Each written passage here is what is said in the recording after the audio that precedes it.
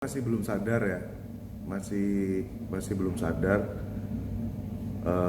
Dan kalau dari medis memang kabar menggembirakan, ventilatornya sudah dilepas, kemudian David dipasang tracheotomy ya, tracheotomy jadi di lehernya sini diberikan lubang untuk mengalirkan oksigen langsung ke paru-paru. Tujuannya supaya jangan sampai ada kegagalan nafas. Ya mudah-mudahan bisa cepat sadar. Kita semua menunggu kondisinya supaya ya bisa kita bercanda-canda lagi. Karena ini udah 8 hari dia memang masih tidur. Masih tidur ya. Ya. Iya.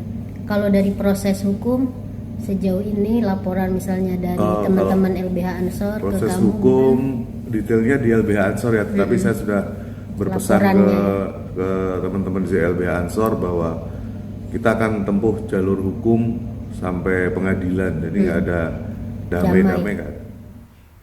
Ya, Pak Dolfi, mungkin Anda tadi sempat mendengar apa yang disampaikan oleh ayah korban bahwa tidak ada damai, proses hukum tetap terus berlanjut. Apa yang disampaikan oleh tersangka MD kepada Anda? Apa yang menjadi alasan sebenarnya ia melakukan penganiayaan terhadap korban? Iya, pertama tentunya kami menghormati proses hukum yang sedang berjalan atau dilakukan oleh Polres Metro Jakarta, dan perlu saya sampaikan bahwa klien saya, saudara Mario, itu sudah bahwa dia menyatakan dia bersalah, ya, dia menyesal dia berbuat, sehingga dia menyampaikan kepada kami sebagai kuasa hukum untuk meminta maaf kepada David ya, Adinda David, dan juga kepada keluarga. Permintaan maaf, tapi kan tadi seperti dikatakan oleh ayah David ya, bahwa proses hukum tidak ada damai, proses hukum tetap berjalan.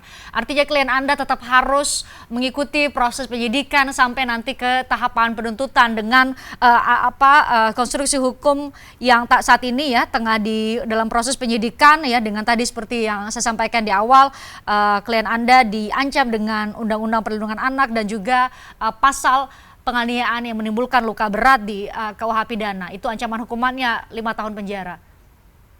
Iya, begini Mbak, perlu kami putuskan lagi Bapak. Kalau persoalan proses hukum itu sudah saya katakan tadi bahwa kami sudah menyatakan bahwa dia salah dan dia siap bertanggung jawab.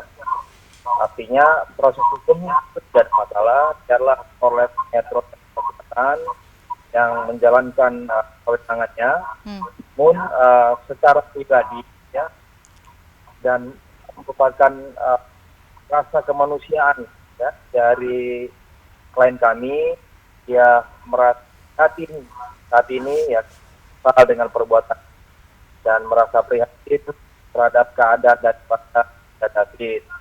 Oleh karenanya dia pada kami agar supaya kami wakili beliau kan permohonan maaf kepada Adinda David dan juga kepada keluarganya.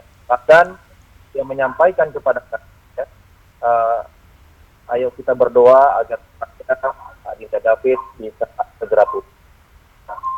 Begitu Mbak. Iya, pada pokoknya menyampaikan permohonan maaf dan berharap korban segera pulih. Itu satu hal, Pak Dolfi. Hal lain adalah apakah klien Anda bercerita kepada Anda atau setidaknya sudah menyatakan di muka penyidik yang memeriksa ia, mungkin sudah diperiksa beberapa kali, apakah ia melakukan tindak pidana penganiayaan yang saat ini disangkakan kepadanya atas inisiatif pribadi, atas provokasi orang lain, atau atas dengan motif atau dengan tujuan mempertunjukkan kepada halayak banyak, setidaknya followers di Instagram atau di media sosial lain seperti disampaikan oleh Pak Adrianus tadi.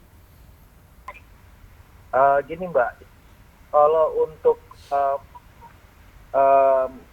kronologi dan juga motif apa semua itu kan ada di dalam BAP, dan itu sudah dituangkan dalam BAP. Jadi biarlah nanti itu akan disampaikan oleh penyidik ya, kepada publik, dan kami dalam ini hanya batas mendampingi klien kami supaya hukum tetap berjalan baik dan benar.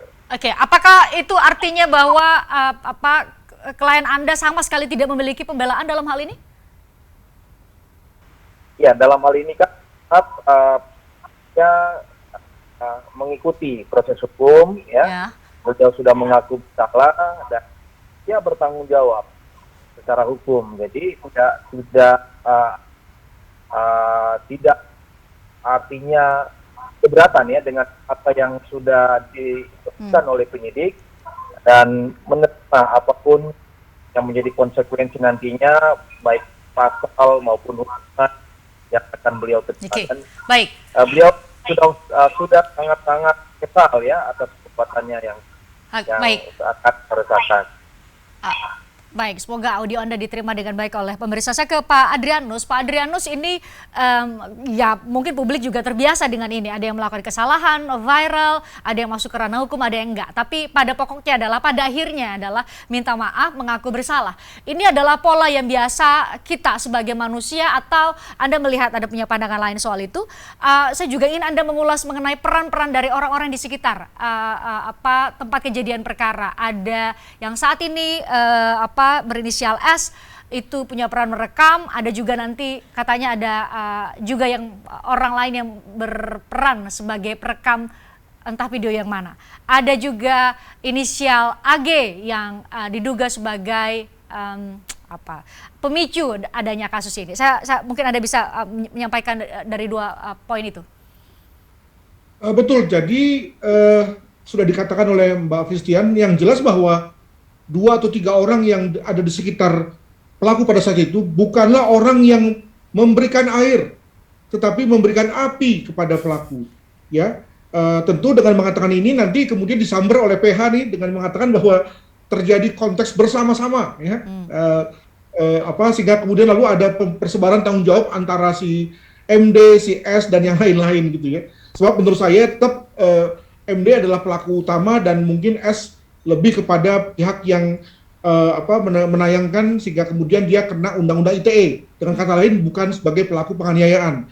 Demikian juga mungkin kalau misalnya AG jadi ditersangkakan, mungkin dia lebih berada pada undang-undang yang lain, bukan pada konteks penganiayaan begitu. Yang jelas bahwa memang tidak ada orang yang mengatakan tidak pada MD dalam rangka tindakannya. Dan ini menjadi membenarkan asumsi banyak orang tentang apa yang disebut sebagai peer atau rekan bermain. Rekan bermain itu sebetulnya adalah orang-orang terdekat dari seorang anak muda, tempat dia untuk menimba kehidupan sebetulnya. Tapi ketika kemudian lalu teman-teman bermain ini menjadi orang yang menjerumuskan, bukannya menjadi orang yang menahan tapi malah menjerumuskan yang bersangkutan ke dalam persoalan pidana, tentu saja kita lalu bertanya, peer macam apa ini? Nah, maka lalu dalam beberapa media ada yang mengatakan bahwa si S ini salah teman, MD ini salah teman gitu ya. Artinya adalah bahwa sebetulnya kalau dia punya teman yang lain, maka kemudian akan ditemui teman yang justru menahan dia, mengatakan bahwa jangan berbuat seperti itu,